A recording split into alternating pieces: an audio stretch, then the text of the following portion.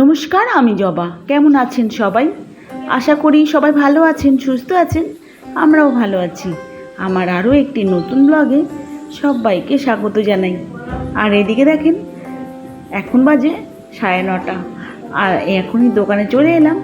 আর আপনি দাদাভাই সে একটু জলের যে জারগুলো আছে না, সেগুলোই কিন্তু কালেকশন করতে গেছে।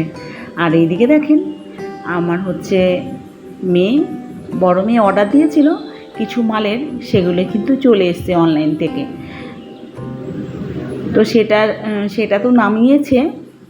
আর এদিকে দেখেন, গাড়িটা কিন্তু এখানে কদিন আগে পাইপলাইন হয়েছিল, সেই জায়গাটা কিন্তু কাঁচা আছে।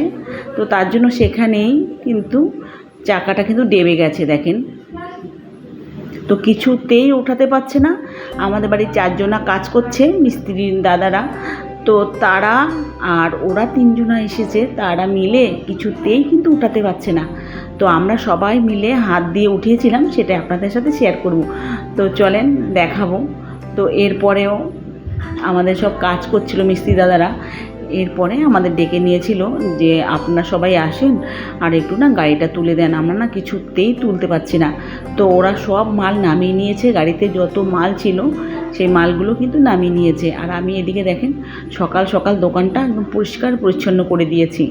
আর কি বলেন তো, আর এদিকে কাজ হচ্ছে তো একদম ঘর বাড়ি সব বালি বালি। এমনিই নোংরা, কেননা আটা, ময়দা, আলুর নোংরা, পেঁয়াজের নোংরা, সেটা তো পরিষ্কার সারাদিন করতেই হয়। তারপরেও এই সিমেন্ট বালির নোংরাটা কিন্তু একদমই আলাদা, তাই না বলেন? তো যাই হোক, কিছু করার নেই। তো এদিকে দেখেন গাঁথনি দিচ্ছে। আমাদের এখানে একটা টিন দেওয়া ছিল, সেটাকে খুলে নিয়েছে।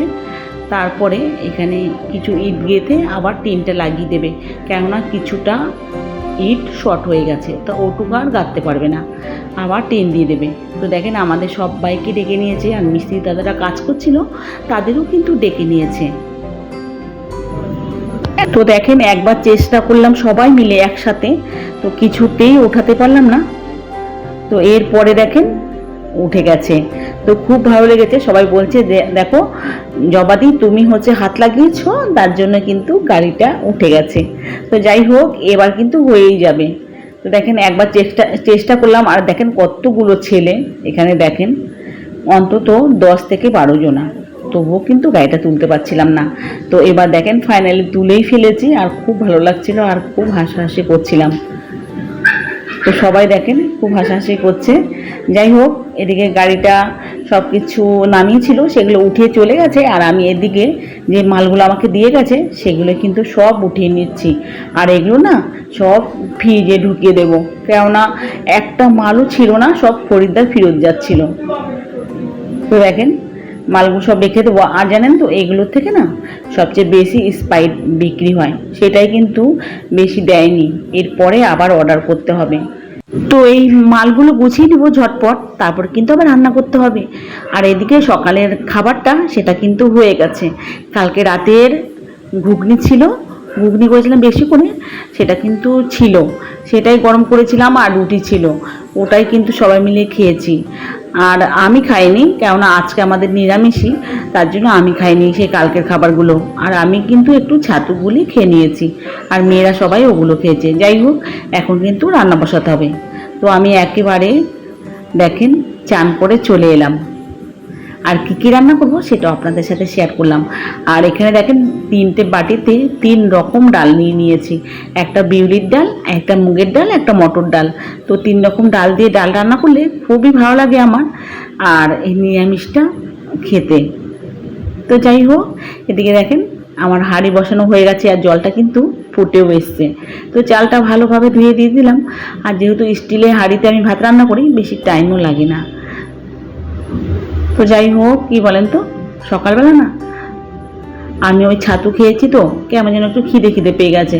তো চা বানিয়ে নিলাম, আমি চাও খেয়ে নেব। আর এদিকে আমার বড় মেয়েকে জুইকে, তাকেও কিন্তু একটু চা দিয়ে দেবো। আর এখন প্রায় 9:30, পৌনে 10টা নাগাদ এখন বাজে। তো যাই হোক, দেখেন একদিকে ভাত বসিয়ে দিয়েছি, আর একদিকে ডাল বসিয়ে দিলাম। তো ডালগুলো না প্রথমে ভেজে নেব, ভেজে তারপরে ধুয়ে সিদ্ধ করব। তো প্রথমে বিউলি ডালটা ভালো করে ভেজে নিলাম, তারপরে মুগের ডালটা ভাজছি দেখেন। এবার মুগের ডালটা একটু হালকা হালকা ভেজে নিয়ে তারপরে মটর ডালটা দিয়ে নেব, তারপর একটু ধুয়ে জল ভরে তারপর সিটি মেরে নেব। 3টে সিটি মারলেই হয়ে যাবে, 3-4টে। তো যাই হোক, ওই ডালটা একটুখানি আমি ভালোভাবে ধুয়ে প্রেসারে সিদ্ধ দিয়ে দিয়েছি নুন আর হলুদ দিয়ে। আর এদিকে দেখেন আলু ভাজা হচ্ছে গোল গোল করে, কেননা অনেকটা টাইম আমার পার হয়ে গেছে দোকানে, তার জন্য রান্না করতে অনেকটা দেরি হয়ে গেছে, তার জন্য আমি এইভাবে গোল গোল করে আলু ভাজা করে নিচ্ছি। আর কি বলেন তো, সবাই কালকের রুটি একটা একটা করে খেয়েছে, তো অনেকটাই খিদে পেয়ে গেছে। তো এখন রান্না করব ঝটপট করে, আর সবাইকে অল্প অল্প করে ভাত দিয়ে দেবো, মেয়েদেরকে। আর ওর বাবা তো খাবে না, সে তো চলে গেছে স্কুলে। তো যাই হোক, সে খেয়ে গেছে। তো ডাল আমার রান্না কমপ্লিট হয়ে গেল, এবার ভালোভাবে গ্যাসটা মুছে নেব। আর এদিকে না সকালবেলা ছাতু খেয়েছি, অনেকটাই খিদে পেয়ে গেছে, রান্না করে ভালোভাবে সব পরিষ্কার পরিচ্ছন্ন করে আবার আবার খেতে হবে আমাকে। সবাইকে একসাথে খেতে দিয়ে দেবো। ওরা কি বলেন তো, ওরা তো গরম গরম ভাত আলু ভাজা এগুলো কিন্তু খেয়েছে, আমারই কিন্তু খাওয়া হয়নি, জানেন তো। আর এরপরেও এই আলু ভাজা শেষ হয়ে গেছিলো, তারপরে ভালোভাবে কুচিয়ে লাল লাল করে আলু ভাজা করেছিলাম। আজকে কিন্তু আর কিচ্ছু রান্না করিনি, শুধু এই ভাজা আর হচ্ছে ডাল, আর আবার পরে আলু ভাজা করা হয়েছিল।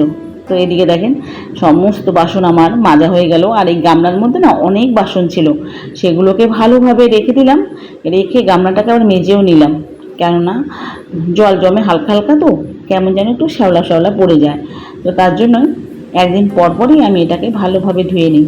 তো এদিকে দেখেন বাসন সব কটা মাজা হয়ে গেছে। এবার চায়ের বাসনগুলো মেজে নিচ্ছি। চায়ের বাসনগুলো আলাদা করে আর মাজতে পারিনি, টাইম ছিল না যেহেতু। তো দেখেন সব কাপগুলো জড়ো করে রেখে দিয়েছিল। আর এদিকে দেখেন বেসিনে কতগুলো নোংরা হয়েছে, কারণ আমার ছোটো মেয়ে ভাত খেয়ে ওখানেই ফেলে দিয়েছে। লঙ্কার সব শুকনো লঙ্কা যে ডালে ফোড়ন দিয়েছিলাম সেগুলো সব ফেলে দিয়েছে বেসিনে। তা বেসিনটাও এখন ভালোভাবে পরিষ্কার করে নেব, করে তারপরে আবার অন্য কাজে হাত দেব। তো যাই হোক, চানটা করে নিয়েছি, সবচেয়ে একটা বড় কাজ। আর আজকে আমি পুজো করব না, আমার মেজো মেয়ে পুজো করবে, আজকে আমি পুজো করতে পারবও না আর করবও না। যাই হোক, এদিকে রান্না বান্না সব কমপ্লিট করে ঘর গুছিয়েছি, রান্নাঘর গুছিয়েছি, চলে এসেছি একটু উপরে আপনাদের সাথে শেয়ার করতে যে ঘরে আমার কতদূর কাজ হচ্ছে। আমার ঘরের কোনো কাজই হচ্ছে না, কাজ হচ্ছে আমার বাইরে প্লাস্টার হচ্ছে। তো সেটা আপনাদের সাথে শেয়ার করি, চলেন। তো চলে এলাম ছাদে। আর না এদিকে সেই জল যে পড়ে পাইপ দিয়ে, সেগুলো কিন্তু সব মুখ আটকে দিয়েছে, কেননা প্লাস্টার হচ্ছে আর খুব বৃষ্টি হচ্ছিল, তার জন্য মুখ আটকে দিয়েছে। আর জলও পড়ছে না। এদিকে দেখেন জল পুরো ভর্তি হয়ে রয়েছে ছাদে, সেটাই দেখালাম। দেখেছেন তো এইভাবে অগোছালো আর নোংরা হয়ে আছে। তো এরপরে ছাদটাকে পরিষ্কার করার জন্য একটা লেবার নিয়ে নেব, তারপর ভালোভাবে পরিষ্কার করে দেব। যাই হোক বন্ধুরা, এখানেই ভিডিওটা শেষ করলাম, দেখা হবে পরবর্তী ভিডিওতে। ততক্ষণ ভালো থাকবেন, সুস্থ থাকবেন, আর এইভাবেই আমার পাশে থাকবেন। চলুন বন্ধুরা, টাটা, দেখা হবে কালকের নতুন ব্লগে।